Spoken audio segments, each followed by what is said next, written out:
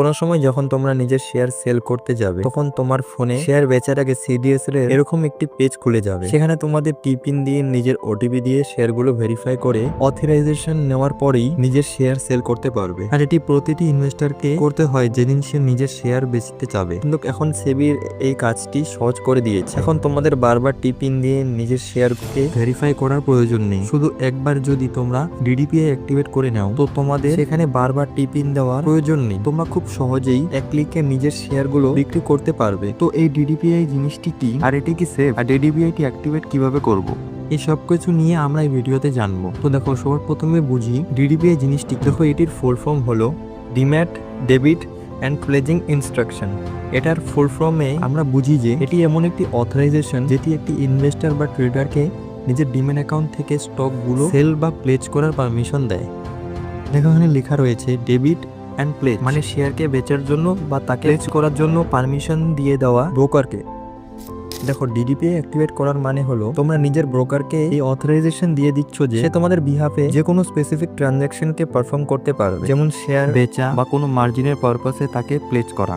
যেমন মেনে নাও আমি যদি ডিডিপিআই অ্যাক্টিভেট করিনি, তো আমি এই অথরাইজেশনটি নিজের ব্রোকারকে দিয়ে দিব যে আমার বিহাফে আমি যখন চাবো তুই আমার শেয়ারগুলো বেচতে পারবি, আর যখন আমার মার্জিনের প্রয়োজন হবে তখন তুই এই শেয়ারগুলো প্লেজও করতে পারবি।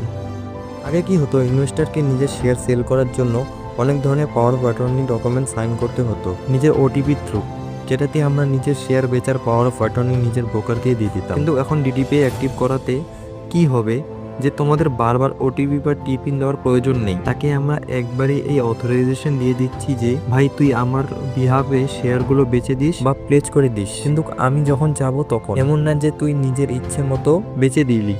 এখন দেখো, ডিডিপিআই আসাতে আমাদের অনেকগুলো বেনিফিটস হয়েছে। প্রথমত, এই প্রসেস একদম স্মুথ হয়ে গেছে। না এখন আমাদের টিপিন দিতে হবে, না কোনো ওটিপি দিতে হবে। সিম্পল এক ক্লিকেই তোমরা শেয়ার বেচতে পারবে। এটির দ্বিতীয় বেনিফিট হলো এটা দিয়ে তোমরা নিজের লসকেও কমাতে পারো। ধরো তোমার কোনো জিডিটি অর্ডার প্লেস করা রয়েছে বা কোনো ইন্ট্রাডেতে পজিশন হোল্ড করা রয়েছে। মেনে নাও তোমার ইন্ট্রাডেতে যে পজিশন হোল্ড করা রয়েছে সেখানে তোমাদের লস দেখাচ্ছে, আর আমরা সেই শেয়ারটি সেল করতে চাচ্ছি। তো আগে আমাদের বেচার জন্য প্রথমে টিপিন দিতে হতো, তারপর ওটিপি দিতে হতো, যেটার জন্য আমাদের আরো বেশি টাইম লেগে যেত। এ সময় এটাও হতে পারে শেয়ারের প্রাইস আরো কমে যেতে পারে বা বেড়ে যেতে পারে। যদি নেমে যায় তো আমাদের অনেক বেশি লস হয়ে যাবে। তার জন্য এই ডিডিপিআই অনেক বেনিফিশিয়ারি হয়ে যায়, কারণ সে আমাদের টাইম বাঁচায়। যদি অনেকে খুব স্মার্ট হয়, তারা আগে নিজের ইন্টারের পজিশনের হোল্ডিংস গুলো ভেরিফাই করে নেয়। আর তৃতীয় বড় বেনিফিট হলো যে ডিডিপিআই একদম সেফ অপশন।